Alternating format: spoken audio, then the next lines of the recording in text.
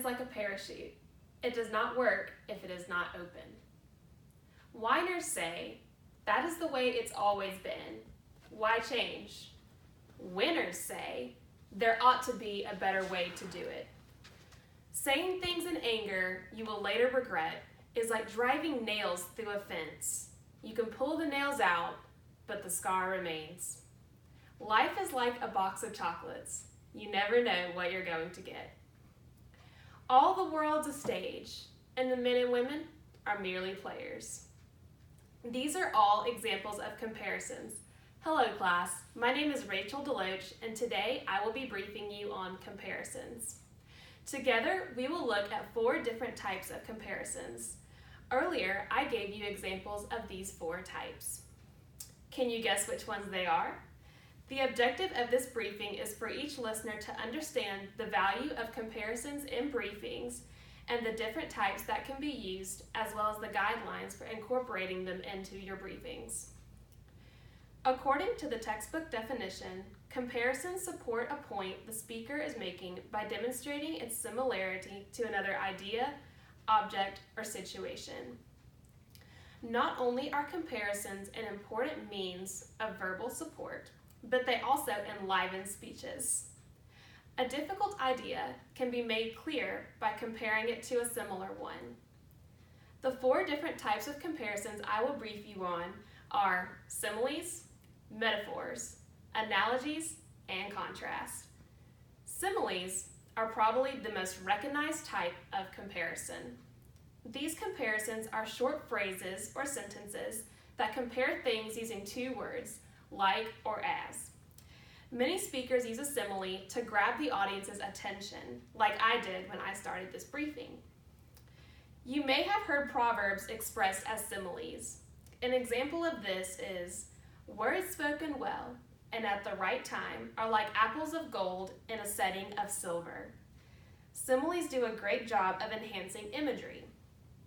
For example, take the simile, my love is like a red rose. The emotion love is being compared to a colorful, lush rose. The vast majority of similes function on a sensory level. The term sensory simile could describe verse from across the spectrum of literary history. Greek philosopher Aristotle theorized on the purpose and use of the simile. Similes often get confused with metaphors. However, there is one major distinction between the 2. Similarly to a simile, a metaphor is a short comparison between 2 unlike things, but they do not use the words like or as. By using only a few words, metaphors are direct, efficient, and encourage visualization by enlivening ordinary language and eliciting involvement from the audience. There are 3 types of metaphors. Number 1, implied metaphor. Number 2, sustained metaphors. And number 3, dead metaphors. Aristotle described metaphors as the act of giving a thing a name that belongs to something else. This was the case with many historical speeches that use metaphors. 2 metaphor-filled speeches that come to my mind is that of the late Martin Luther King's I Have a Dream speech and President Ronald Reagan's 1981 inaugural address. The metaphors in these 2 speeches create a certain mood and tone that resonate with the audience. In his I Have a Dream speech, Martin Luther King describes Mississippi as a state sweltering with the heat of oppression and injustice. By using this flowery figurative language, Mr. King was able to compare the heat of Mississippi to the oppression the people of color faced in the 1960s. Likewise, in his 1981 inaugural speech, late President Ronald Reagan compared pressing national issues such as inequality and the rise of communism to mountains that the American people had yet to overcome. The third type of comparison is an analogy. Analogies are longer comparisons that relate several similarities between objects and situations. An analogy is more of a logical argument than a figure of speech. They are important to make a meaningful comparison. There are 3 types of analogies: literal, figurative, and historical. Analogies are sometimes used by pastors to prelude points in a sermon. Pastors often use figurative or invented analogies to drive home a point. Figurative analogies compare unlike objects stating a relationship, whereas literal analogies compare things such as city to city or country to country.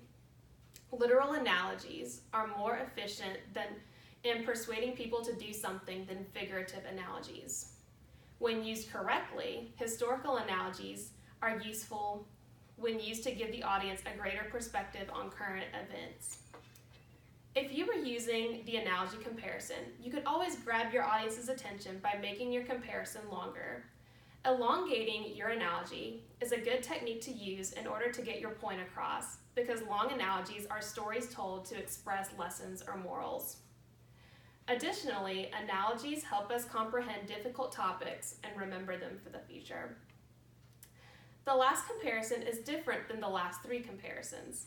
Contrasts are different than similes, metaphors, and analogies alike because they point out the differences between two ideas, objects, or situations. Speakers use contrasts to show differences by drawing comparisons between two dissimilar items. The word contrast comes from the Latin root word contra stare. This Latin root word, contrastare, means to stand against. Like analogies, there are also two types of contrast. Point-to-point contrast, where contrast writers deal with a series of two subjects and then present their contrast by discussing all the points successfully. And subject-by-subject contrast, where a writer first discusses one subject thoroughly and then moves on to another one. You may ask yourself, which comparisons are appropriate to use and how do I use them to demonstrate a point? There are 5 guidelines that can be of assistance. The first guideline is to make the comparison clear. It is important that the audience is familiar with the objects you are comparing. If they are not, the use of a comparison may not be needed and it may instead be a distraction. Second, avoid overused comparisons. Your audience could lose interest in your briefing if you use trite comparisons. An example of a trite comparison is a dead metaphor, such as, it's raining cats and dogs. We've heard it all before. Third, think about your speech and whether the comparisons are actually needed. If they do not add clarity or support to your point, then they are not needed. My fourth point is to make certain literal comparisons between similar items. By doing this, you as the speaker can adequately support your point.